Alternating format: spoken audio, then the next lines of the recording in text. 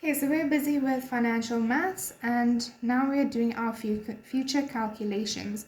So future calculations is when a certain amount on a regular basis to save money. Now I highlighted these three keywords. It needs to be a certain amount, like every month the same, on a regular basis, every month to save money. Okay, so that would be sinking funds, retirement annuities, and saving accounts. So the best way to explain this is through an example. So equal payments of 500 Rand are made into a savings account at the end of every month for 1 year. If the account offers an interest rate of 5.5% per annum compounded monthly, how much will have accumulated in the account after 1 year? Now, when you get these types of questions, of course, they're not going to tell you, well, use future value calculations. So you're going to look for your keywords. Okay.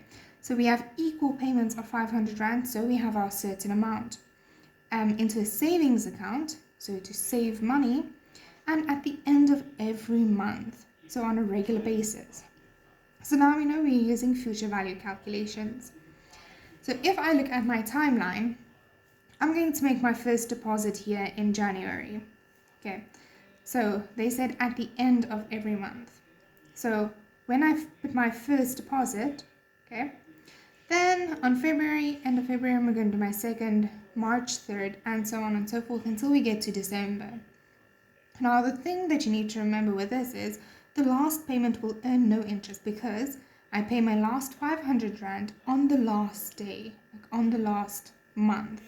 Okay, so this last 500 Rand is not going to sit in the bank.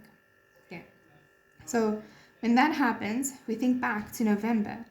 The money I put in here in November, the 500 Rand, is going to earn 1 month's interest from end of November to end of December. And then October will earn 2 months interest because I put 500 in here. It's going to earn interest for the month of October and the month of November,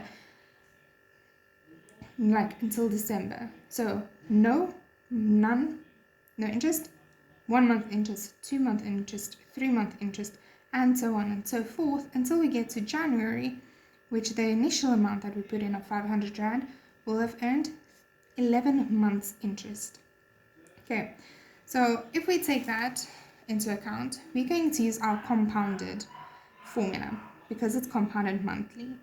Okay, now we start at the back saying our last month we earn no interest, but November we have our 500 Rand and we earn 1 month's interest rate plus our amount we put in plus 2 months interest, and so on and so forth until we get to January where we have 11 months interest.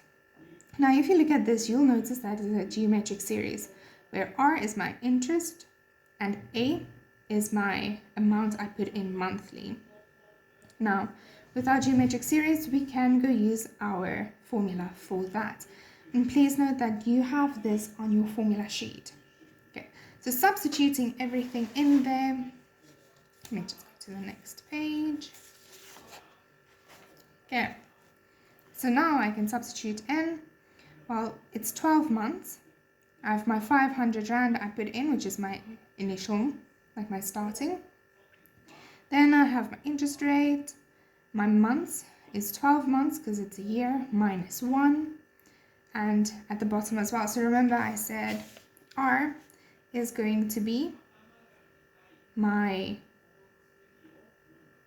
interest rate.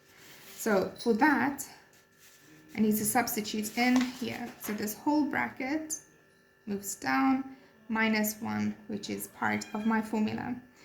Now, please put this whole thing into your calculator. After you put that whole thing into your calculator, you're going to find that after 12 months depositing, like every month, 500 Rand with an interest rate of 5.5%, you're going to have 6,153.58 Rand. So when we look at our formula that we use here, which is our geometric series formula, we're going to work it a bit around, saying that after we did our very fancy thing, we're going to say our future value formula. Now this is the one you're going to use. So if you can't remember, please use the geometric series one, but the future value one is the one that will help you the most. Saying where f is my future value that I would have, x is the value of the installments, which means like the money I put in every month. In the example, it was 500 Rand. So the amount of money I put in every month. Then I is my interest rate, please not the percentage. Then n is my number of payments deposit. So when we look back at the example, this would have been n. And because of that, like it's 12 months payment, it is, because there's 12 months in a year. So that is future value